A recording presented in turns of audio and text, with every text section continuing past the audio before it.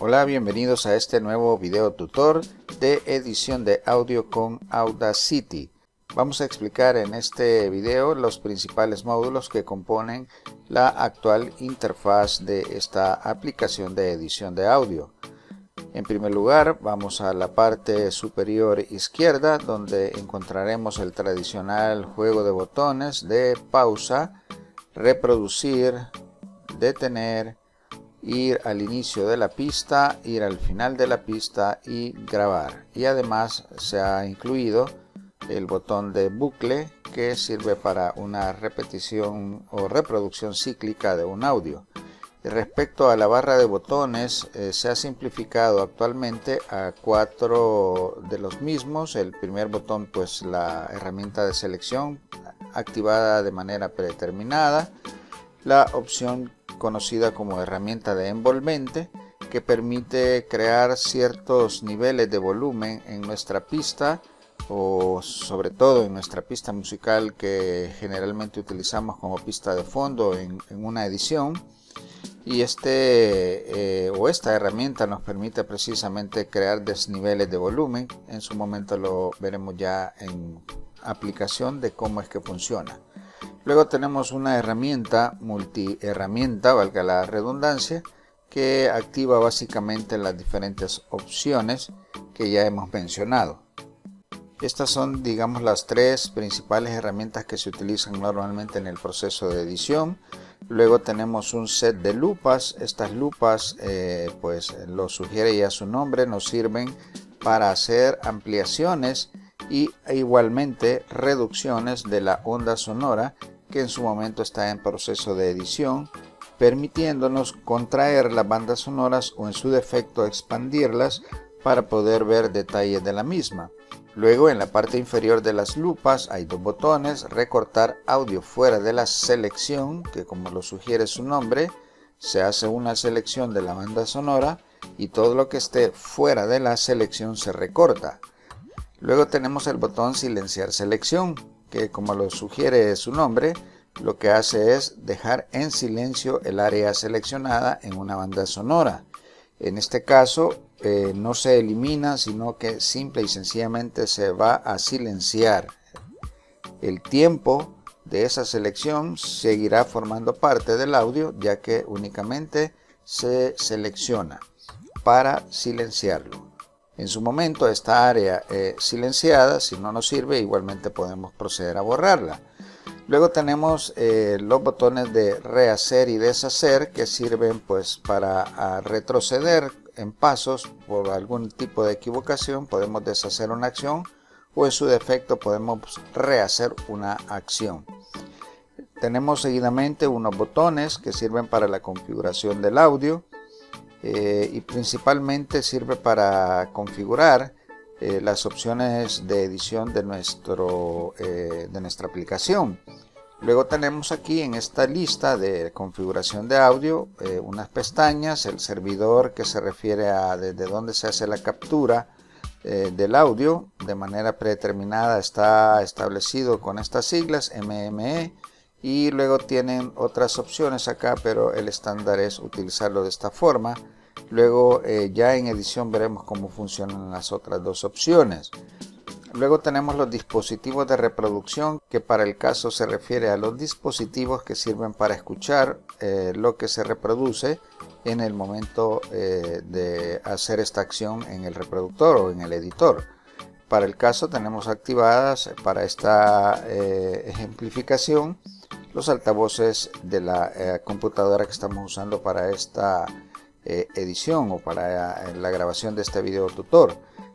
Igualmente, si tenemos conectados otros dispositivos, que pueden ser por ejemplo unos parlantes externos, aparecerán listados acá para seleccionar precisamente como posibilidades de salida del audio en reproducción. Luego tenemos los dispositivos de grabación. Aquí se muestran los micrófonos que estén conectados al equipo a la hora de hacer los procesos de edición. En mi caso aparece el micrófono interno de la computadora que estamos utilizando, pero también tenemos conectado un micrófono externo que para este ejemplo pues es el que aparece listado acá como USB, dado que lo tengo conectado precisamente con una tarjeta de sonido USB. Seguidamente tenemos los canales de grabación. Se refiere prácticamente a la forma en que se va a grabar el audio a la hora de hacer este proceso. De manera predeterminada se graba en un canal. Cuando se trata de la voz, normalmente se graba en un solo canal conocido como mono o monoaural, y también se puede grabar en dos canales, que sería la grabación estereofónica, es decir, grabación en dos canales. En su momento podemos determinar cuál de las dos opciones nos queda mejor, pero repito, normalmente cuando se trata de grabación de la voz se graba en un solo canal. Luego tenemos unas opciones de configuración de audio que si damos clic sobre esta opción, pues básicamente nos va a desplegar esta pestaña con los elementos que acabamos de explicar en las opciones anteriores. Adicionalmente hay otros elementos relacionados con el manejo o la edición del audio que por el momento los vamos a dejar tal como se encuentran configurados de manera predeterminada. Vamos a darle a aceptar. Tenemos una opción para compartir audio que en este momento se encuentra deshabilitada. Generalmente se ocupa para sacar el audio o exportar el audio producido hacia la nube, es decir, hacia un lugar en internet. Por el momento, repito, está desactivado. Luego tenemos acá los medidores de grabación, es decir, el micrófono, la entrada del micrófono. Cuando estamos grabando se va a desplazar visualmente un nivel de grabación que nos indicará qué tanto se está grabando el sonido, es decir, con qué intensidad de volumen. Igualmente tenemos un monitor de salida que nos va a dar una idea de cómo está saliendo el audio a nivel de volumen cuando se reproduce.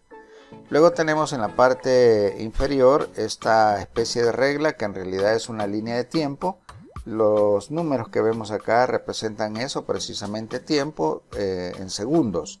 En la medida que se cargan archivos podremos ver el tiempo o la escala que va cambiando numéricamente en función precisamente de lo que duren los audios.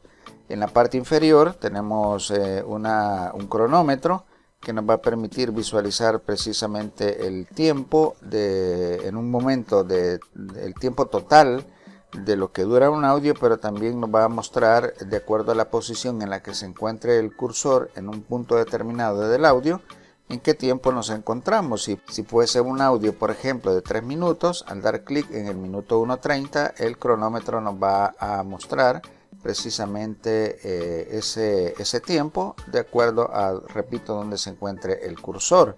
Y en la parte de selección nos permite este cronómetro o estos cronómetros hacer una selección de audio, y ahí nos va a mostrar en este, repito, cronómetro el tiempo que está seleccionado, es decir, en qué parte de ese tiempo total se encuentra hecha una selección determinada. También tenemos la opción de reproducir o agregarle velocidad a la reproducción de un audio, es decir, de manera predeterminada hay una velocidad normal de reproducción, pero que yo puedo incrementar en función de agilizar la escucha, por ejemplo, de un audio. Esto solamente tiene incidencia en la reproducción, más no en el guardado final del archivo. En términos generales, estos son los principales componentes del editor, y hay igualmente en la parte superior un menú que tiene otras opciones adicionales que iremos conociendo en la medida nos adentremos al uso de la misma. En términos generales, entonces, esta es la interfaz de la aplicación de edición de audio Audacity. Nos quedamos hasta acá entonces, y en el siguiente video comenzamos a visualizar el uso de estas herramientas ya en el proceso mismo de la edición. Nos encontramos en el próximo. Hasta pronto.